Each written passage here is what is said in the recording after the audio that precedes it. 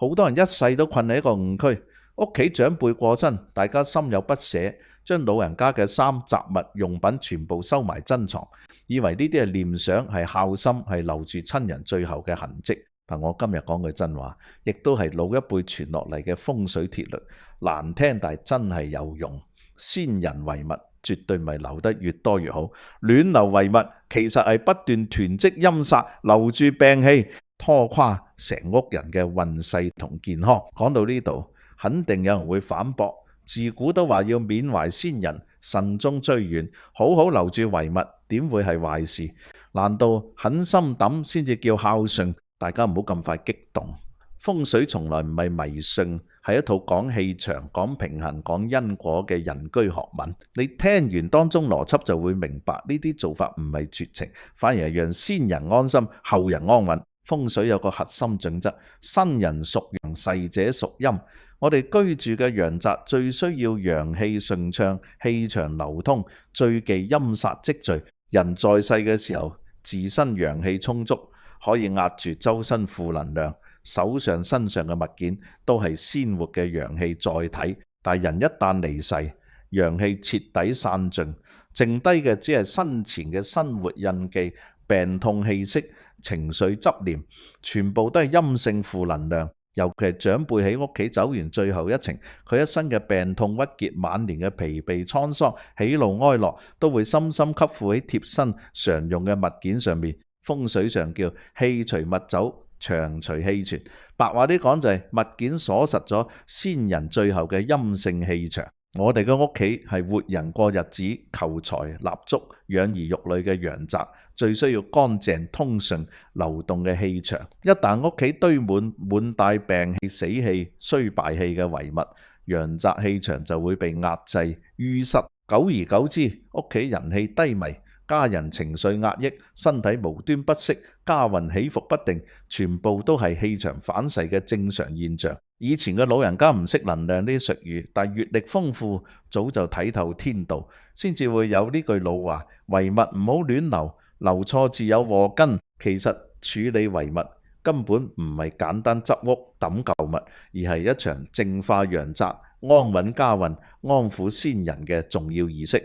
處理得好，屋企可以快速走出悲傷，氣場重啟生機；處理得唔好，陰煞盤踞，死氣沉沉，成家人都會被無形氣場拖累。今日我一次性講清楚，4類絕對唔可以留嘅先人遺物，幾乎家家都有，千祈唔好心存僥倖。第一類都係最多人心軟留住、反噬最重嘅嘢，先人貼身穿着晚年養病時期嘅衣物。我好明白大家嘅心態。親人過身最捨不得就係呢啲貼身衫，上面有熟悉嘅氣味，有回憶，大家會覺得留住件衫就似親人仲喺身邊，抌咗就好似好絕情。但我必須講得直白，呢種自我感動嘅執念最容易拖垮全家運勢。好多人留低呢啲衫唔會再着，亦都唔係好好供奉，只係鎖喺衣櫃最深處，壓喺箱底，表面係珍藏思念，實質係封存陰煞。每次開櫃見到唔係溫暖，而係離別傷痛。時間耐咗，人會越嚟越執念，長期沉溺喺低落、壓抑、傷感當中。心理學叫情緒內耗，風水叫陰氣侵體，道理一樣。長期被陰性氣場包圍，人嘅精氣神一定越變越差。更加重要嘅係因病離世嘅長輩，長年累月積聚嘅病氣、瘀氣、疲憊之氣，會徹底滲入衣物纖維。貼身衣物係同人氣場交融最密嘅載體，入面嘅濁氣、病氣根深蒂固，普通水洗暴曬根本清唔乾淨，就好似醫院深切治療病房，點樣打掃都仍然氣氛壓抑、空氣混濁。呢個就係氣場嘅真實體現。我身邊有個真實個案，絕對唔係危言聳聽。我一位朋友嘅父親因病過身，佢好孝順，捨不得抌老豆最中意嘅一件爛衫，洗乾淨疊好，收喺主人房衣櫃。點知由嗰陣開始，足足1年時間，佢身體頻頻出事，成日感冒咳嗽，周身攰，精神極差，去醫院做晒檢查，又走唔到氣質性問題，食藥調理都冇用。與此同時，佢運勢極差，工作頻頻出錯，諸事不順。後來傾開風水，我問佢屋企係咪留咗啲唔應該留嘅舊物，佢先諗起呢件冷衫。我當時直接叫佢妥善處理。風水有道，火能正萬煞，焚陰歸陽。火焰係世間最純粹嘅純陽能量，可以徹底淨化物件上面嘅陰性濁氣同病氣，將先人貼身舊衣火化，絕對唔係唔孝順，反而係最大嘅成全。等先人乾乾淨淨，唔帶病痛牽絆離開，亦都等在世嘅人斬斷負能量，重新起步。我朋友照做之後唔夠半個月，長年累月嘅莫名咳嗽自己好返，精氣神明顯提升，屋企壓抑嘅氣氛亦都一掃而空。呢個唔係巧合，係氣場淨化之後嘅必然結果。大家要記住，貼身舊衫千祈唔好亂留。如果真係好不捨得，可以揀1、2件乾淨、冇帶病氣、冇負面糾纏嘅物件，隨先人骨灰一同安葬火化，體面送別就得。其餘嘅一定要果斷處理，唔好因為一時心軟累晒成屋人。第二類絕對唔可以留嘅遺物，先人生前嘅藥物、保健品、各類醫療器材。呢一類人人都識道理，但人人最易犯傻。歸根到底就係2個字：識錢。好多長輩過身之後，屋企剩低大把未開封嘅藥、嶄新嘅氧氣機、輪椅、血壓計，睇落好好地仲好新，抌咗覺得好浪費，於是收埋，心諗第日家人可能用得翻，可以慳翻筆錢。但喺風水角度，呢個係典型嘅因小失大、愚笨之舉。我問大家一句：你屋企長期擺住一堆藥、醫療儀器，潛意識係咪暗示自己同家人需要治病、需要休養、身體虛弱？風水講究心念引氣，上游心生，所有物件都有氣場，藥物同醫療器材本質就係病痛、消耗、衰敗、掙扎嘅能量載體。新年我哋貼揮春，講吉利說話，擺開運擺件，目的就係吸納吉氣，迎接好運。但係你擺一屋病氣物件，等於日日喺屋企放煞，自招晦氣。每次見到呢啲嘢，你都會自動想起長輩當年臥病在床、痛苦煎熬嘅樣，悲傷、焦慮、壓抑嘅情緒會不斷重複出現。長期落嚟，屋企氣場淤塞，家人心態負面，潛意識被病痛虛弱嘅磁場綁定，心念力量好大。好話招福懷念招災，長期被病氣包圍，家人細病不斷，精神差、運勢低迷，完全係正常反應。所以無論幾貴嘅藥開唔開封，長輩一走就要盡快按環保規定送去專業回收，絕對唔好留。至於輪椅、氧氣機、康復器材，唔好留喺屋企積煞，可以捐俾有需要機構，係積福積德，可以正規二手轉讓，物盡其用，亦都等於送走病氣，清空衰敗氣場。千祈唔好為咗幾千蚊器材、幾百蚊藥物，犧牲成家人嘅健康同家運。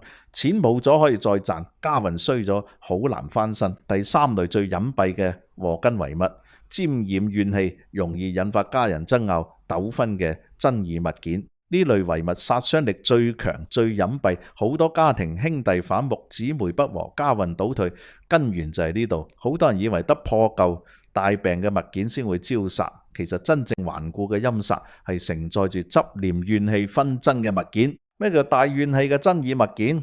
舉個最常見嘅例子，老人生前有一件心愛古董、貴重首飾、祖傳物件，仔女一直暗中惦記，互相比較，甚至為咗爭呢件嘢喺長輩面前明爭暗鬥、吵吵鬧鬧，令長輩晚年不得安寧，滿心無奈。臨終前甚至嘆話：不如砸咗佢，免得你哋手足相殘。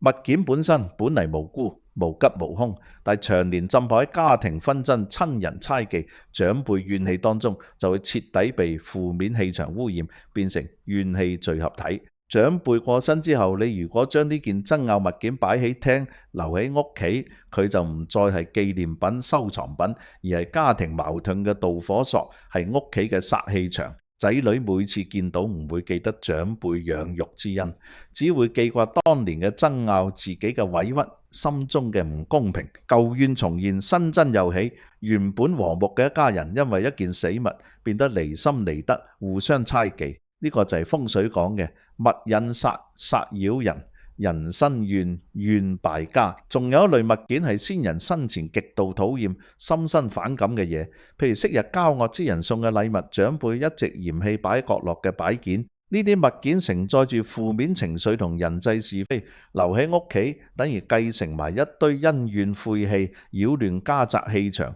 百害而無一利。處理呢啲物件最考人格局同智慧。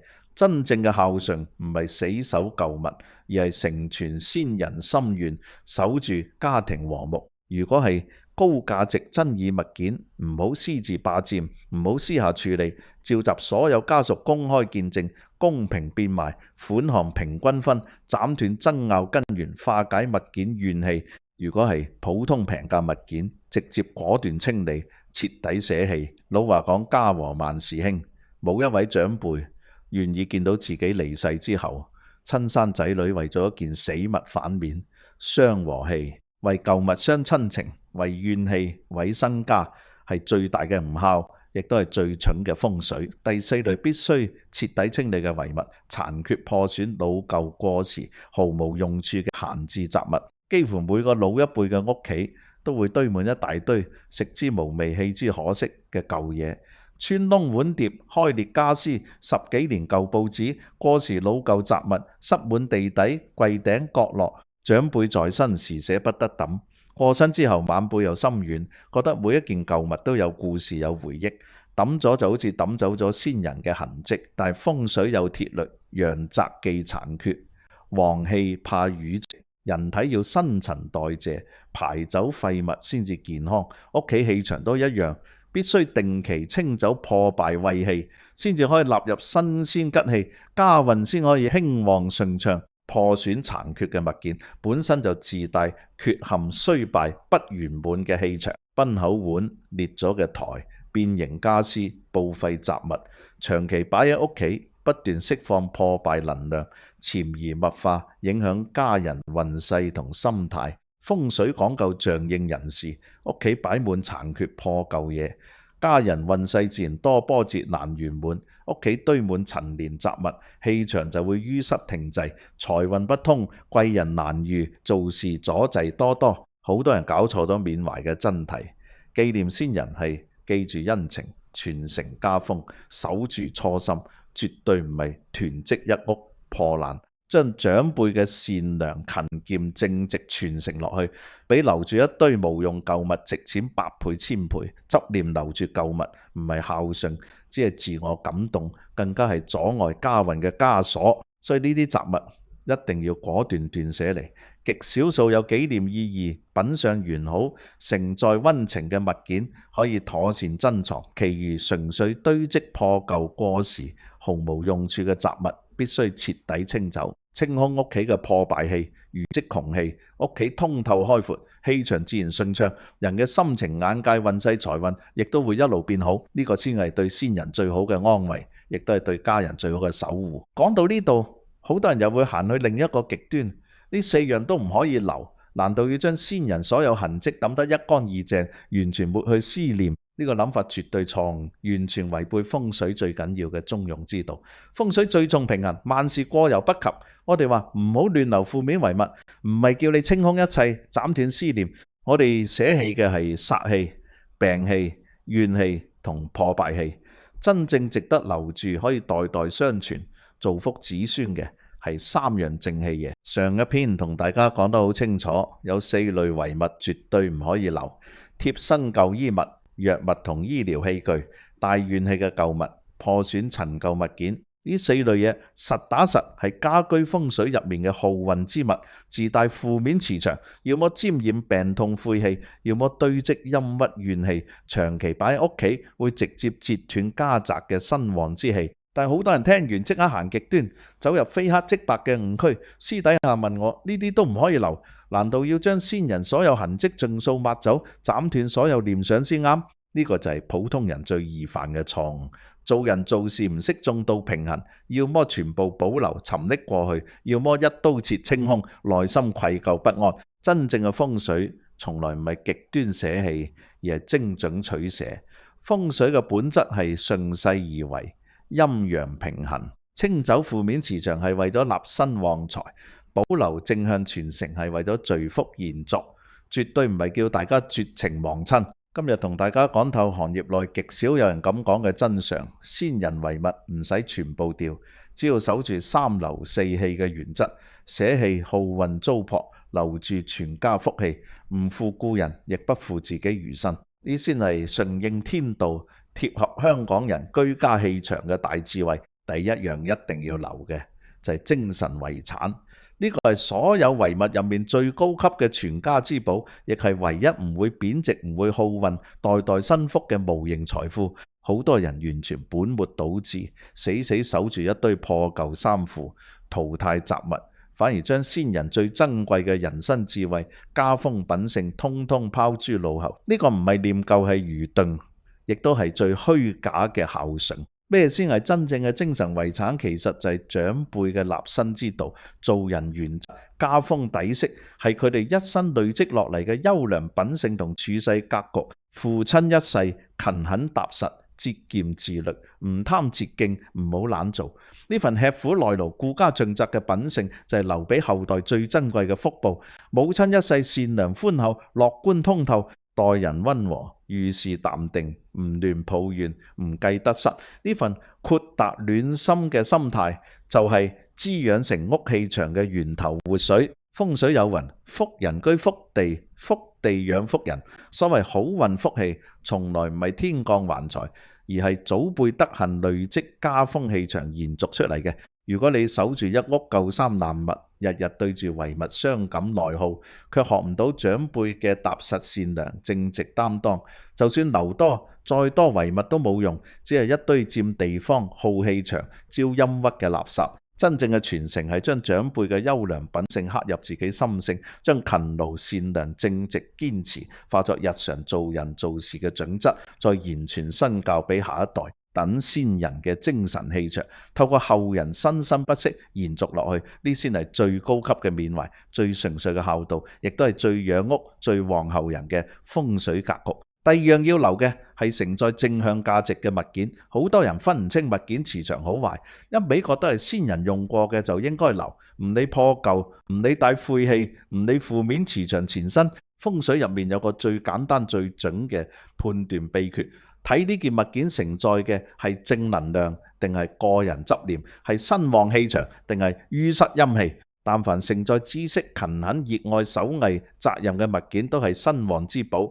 但凡捆綁病痛、衰老、遺憾、怨氣嘅物件，一律係耗運之煞。如果長輩一生中意讀書，留低嘅藏書、寫滿批注嘅書本，大可安心保留。書頁上面嘅筆墨痕跡、思考心得，承載住上進求知嘅正向磁場，擺喺屋企可以滋養家人心智，旺細路學業，潛移默化提升屋企文雅氣場，妥妥嘅旺家好物。如果長輩擅長書法畫畫，留低嘅幾幅墨寶手作作品，千祈唔好隨意收埋封塵，好好裝裱掛喺屋企，既係雅致裝飾，亦係精神延續。筆墨自帶沉穩正氣，能夠中和家居浮躁氣場，聚氣納福，潤屋潤人。如果長輩係手藝人，踏實打工勞作之人，親手打磨嘅工具，用心整出嚟嘅物件，好似木匠嘅工具箱、裁縫嘅針線套、務農嘅農具，呢啲沾滿主人一生勤懇印記嘅物件，全部係無價傳家寶。你可以留低佢，話俾仔女聽。祖輩就係靠住雙手，一身本事，一世勤懇，腳踏實地撐起頭家，扛起全家責任。呢啲物件冇病痛晦氣，冇陰鬱怨氣，淨係裝滿勤勞擔當堅持嘅正向能量，擺喺屋企能夠養全家人心性，旺家宅正氣，令後代識得踏實做人，勤勉做事，比任何昂貴風水擺件更養氣長，更聚福氣。反觀好多人唔捨得掉嘅舊衫、舊被、過期藥物、老舊醫療器材，呢啲物件長期貼身使用，吸盡咗長輩晚年嘅病痛、疲憊、衰老之氣，係100%嘅衰敗磁場。留喺屋企，不但冇任何傳承價值，仲會令全屋氣場持續下沉，陰氣不散。時間耐咗，家人容易精神萎靡、運程阻滯、小病不斷、氣場低落。呢個就係風水入面典型嘅劣幣驅逐，良幣反噬，取捨之間，高下立見，留正向器物，氣衰敗舊物，屋企氣場先可以清亮通透，生生不息。第三樣值得留低嘅係純粹美好嘅共同回憶。人一世最珍貴嘅從來唔係物質物件，而係歲月入面溫暖嘅片段，珍貴嘅親情羈絆。好多人之所以執念太深，就係錯將物件當回憶，錯將遺物當親人，死死抱住舊物唔放手，最後被執念困住，長年走唔出悲傷陰霾。真正值得珍藏嘅回憶，根本唔需要一大堆舊物支撐，一本相冊、幾張舊相、幾段短片，已經足夠承載所有溫暖。閒時一家人一齊睇舊相，傾下長輩後生時嘅風采，講下昔日全家開心嘅時光，留低嘅全部係溫柔圓滿同感動，冇內耗，冇壓抑。呢種正向情感記憶係滋養人心、提振家運嘅動力，令全家心存感恩，待人溫柔，處事通透，日子自然越過越順。風水最重，心念即氣場，一家人嘅心態就係一間屋最核心嘅風水。全屋人常懷善意，常懷感恩，屋企陽氣自然充盈，貴人福氣順遂運自然隨之而來。相反，成日對住舊物傷感、沉溺遺憾、執念纏身，屋企就會陰氣鬱結，氣場壓抑，好運自然避而遠之，瑣碎霉事就會接踵而至。回憶係用嚟溫暖前路，唔係用嚟困住當下。留溫暖念想，棄沉重枷鎖，先係最明智嘅選擇。大家有冇發現我今日講嘅所有道理，核心根本唔係迷信，而係教人平衡理智同情感。喺理智層面，我哋要順應大自然嘅規律，將所有大負能量阻礙屋企氣場流通嘅舊物清理乾淨，等間屋可以回歸健康、清爽、充滿生氣嘅狀態。而喺情感層面，我哋要學識分辨邊種念頭係正常健康，邊種係病態，係自我消耗。真正嘅思念唔係死死攬住一堆舊物，沉溺喺悲傷裏面走唔出，而係將先人嘅愛同精神轉化為自己生活嘅動力，積極做人，好好過日子。我哋成日講慎終追遠，好多人理解錯晒呢句老話，根本唔係叫你死守住一堆遺物唔喐，真正嘅意思係要用審慎莊重嘅心態，妥善處理先人嘅身後事，等佢走得圓滿安詳。與此同時，繼承佢哋嘅美德同智慧，令佢哋嘅人生價值可以喺後代身上延續落去。所以屋企有親人離世，處理遺物呢件事，其實係幫在世嘅人上一堂人生課，教我哋點樣放下過去，點樣從容面對未來。只要你睇通諗透呢道理，你就會發覺生活會越嚟越好。屋企嘅氣場都會煥然一新。做人最緊要係活在當下，將長輩嘅優良品質傳承落去，呢先係對佢哋最大嘅感恩。過往嘅舊物該清就清，該留就留。人生係向前望嘅，千祈唔好俾沉重嘅舊包袱壓垮你而家嘅生活。希望今日分享嘅內容可以幫大家開竅，以後個個都可以平平安安、順順利利，屋企氣場越嚟越旺，福氣源源不絕。好多人處理先人遺物都會帶住好重嘅感情，呢個絕對係人之常情，完全可以理解。但好多時候正因為太重感情，唔識理性克制，最後只會困住自己，陷入自我折磨。我見過好多個案，親人走咗好耐，當事人依然放唔低執念，成個人好似失咗魂，冇晒精神，成間屋嘅氣氛壓抑到令人透唔過氣。呢種狀態其實係默默傷害緊自己，亦都拖累成個家嘅氣場。大家要明白，屋企係我哋生活嘅根本。如果呢個空間堆滿陳舊、負面、消極嘅能量，長期住喺入面嘅人，自然會越嚟越消沉，越嚟越冇自信。我絕對唔係誇大其詞，大家可以自己觀察。一般屋企乾淨企理、採光通透、氣場清爽嘅，一家人嘅運程運氣都唔會差。相反，雜物堆積、陰暗潮濕、氣氛壓抑嘅屋住得耐咗，人自然心情煩躁，是非多多，麻煩不斷。呢個就係風水入面最實在嘅氣場問題。所以我哋處理遺物，本質上就係一場大掃除，唔單止係掉走多餘舊物，更加係清空心裏面堆積嘅悲傷、痛苦同執念。當你捨得騰空呢啲無謂負擔，你就會發現你淨係捨棄咗啲冷冰冰嘅物件，但換返嘅清醒嘅心態、從容嘅未來。我哋傳統文化講究去舊迎新呢句說話擺喺處理遺物上面最啱晒。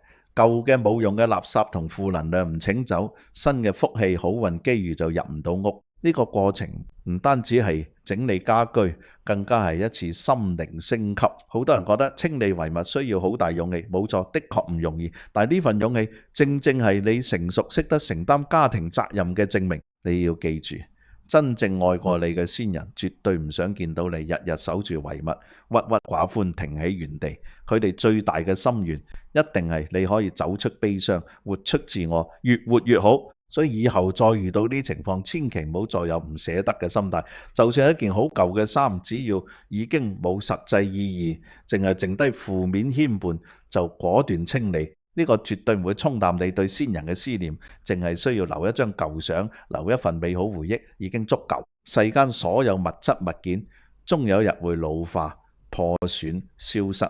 唯獨精神傳承、良好品德、優良家風，先可以代代相傳、生生不息。我哋學識卸下沉重包袱，輕裝上陣，人生先可以行得更穩、更順、更遠。記住我講嘅呢番話，該清就清，該棄就棄。你唔單止會身體輕鬆，成個人嘅精神狀態都會全面提升。唔好害怕改變，改變先係不變嘅真理。將屋企打理得清爽舒服，氣場乾淨，唔單止係為咗自己舒服，更加係為咗未來嘅福氣，亦都為下一代營造一個好嘅成長環境。呢個先係真正嘅通透，亦都係最高層次嘅孝道。千祈唔好俾舊事舊物變成你人生嘅絆腳石，等過往嘅一切只係成為你人生嘅一段經歷，而唔係困住你嘅終點。好好生活，積極向前，先係對自己對先人最好嘅交代。